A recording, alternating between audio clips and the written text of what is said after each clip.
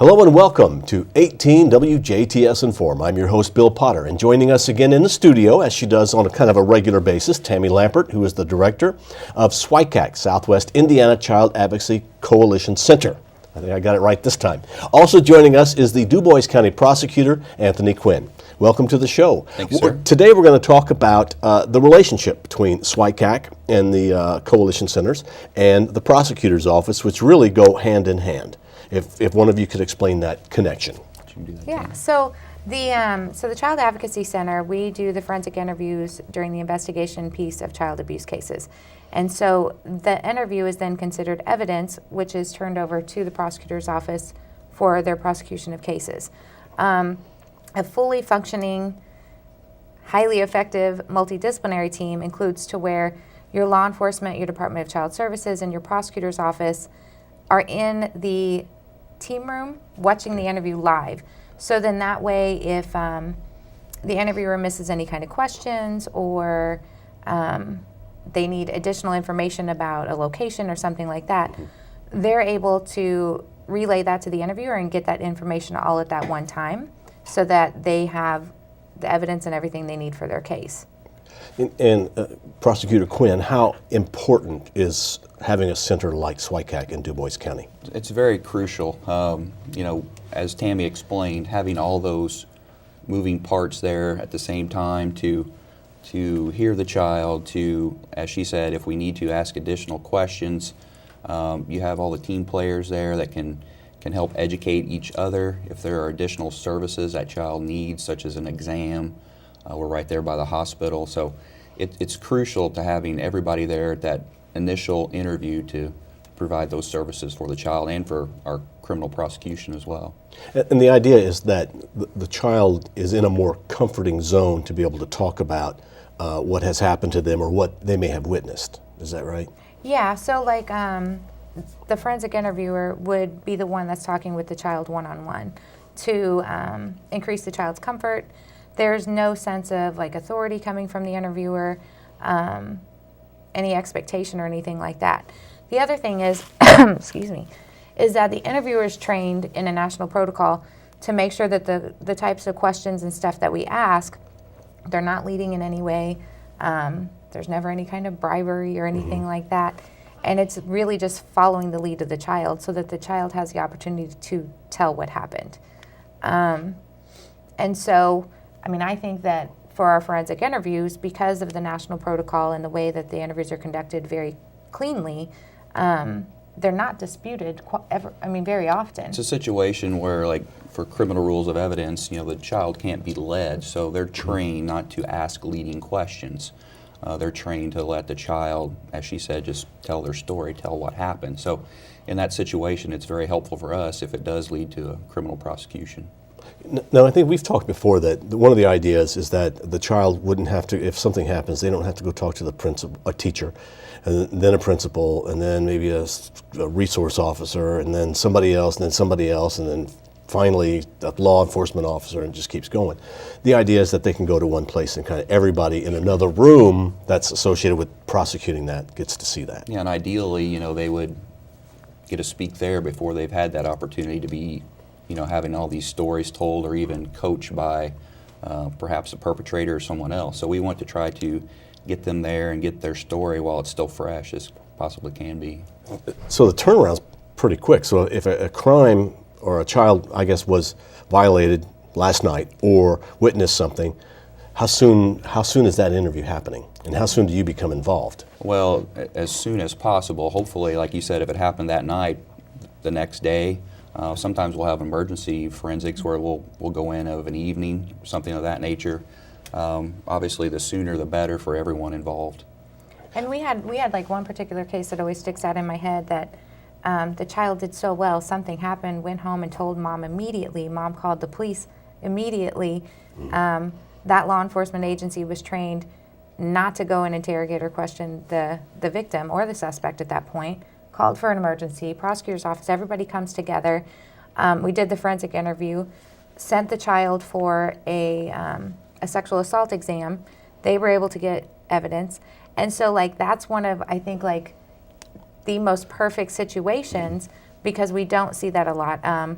victims, their disclosures are delayed. They don't tell right away. And so as soon as we know something happened, we want to get together as quickly as we can. One, to be able to try to get any type of evidence, to get the child's story before someone else talks to them. But two, for the safety of that child. 90-some% of victims know their perpetrator.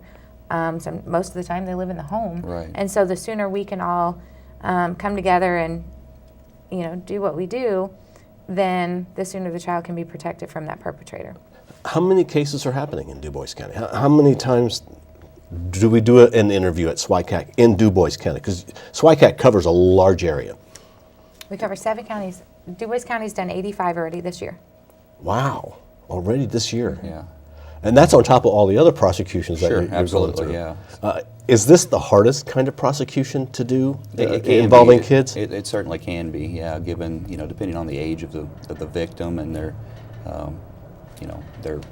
maturity level, it can be very difficult, but, it's something with the forensic interview process that certainly helps us, get their true story out there. So. Is the prosecutor's office easy to work with in Dubois County? They're one of my favorites, yeah. Okay. Yeah, the Dubois County Prosecutor's Office is awesome. They do really well. From a child advocacy side of things, what I enjoy the most is they always do their best to show up. They're not afraid to take on those cases to get justice for the kids. They're not about the winning numbers. They're about justice for that child, and so they advocate for the kids. And these cases are hard. They take a lot of time. They take a lot of manpower, and they never shy away from it. So, I guess years ago, if there wasn't a SWICACC, how did a child's case go? Often law enforcement would probably be the one conducting the interviews before we had forensic interviewers. So they would probably be the first that would present the case to the prosecutor's office. And, oftentimes they would be interviewed at either the jail or the police station, and not a very comfortable situation for a child to be in. Can be kind of intimidating even to adults. So certainly once we started going to this forensic interview process, and they're having it there at the Child Advocacy Center, that's certainly increased the comfort range for those children being interviewed. I would say you'd probably get more details, maybe. Absolutely, yeah. given they're comfortable, being comfortable with the person interviewing them, some of those children really go on and will tell you everything. Now, so it's good. Is in Dubois County you have a center? Is only Dubois County kids come here to be interviewed, or is it possible that there would be kids from other counties that come here? There's kids from other counties Okay. that come into Dubois County too. We always try to have the child go to the center that's closest to where they are. Sure. So even though a child might be from Spencer County, they may be placed in foster care in Dubois County. Or if it's an emergency situation and we're thinking the child's going to need a sexual assault exam, then they would come to Jasper so they could get to the hospital right away afterwards. Or if the child's been released from the hospital, they could come to the Dubois County Center to see them as soon as they get released from the hospital. So we have all the counties at some point will come to Dubois County. Dubois County has traveled to Davies County and other counties to do what's best for the kid too. So the team's really good about making sure that we put the child first. Now, in the prosecutor's office, you're the prosecutor. Correct. What's the makeup of your office?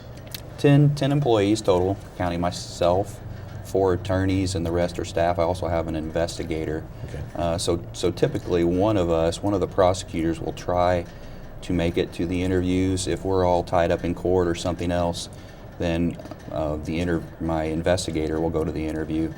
Sometimes we're both there. A lot of times the investigator will be there and a prosecutor, but we always try to have at least one of us there at those interviews.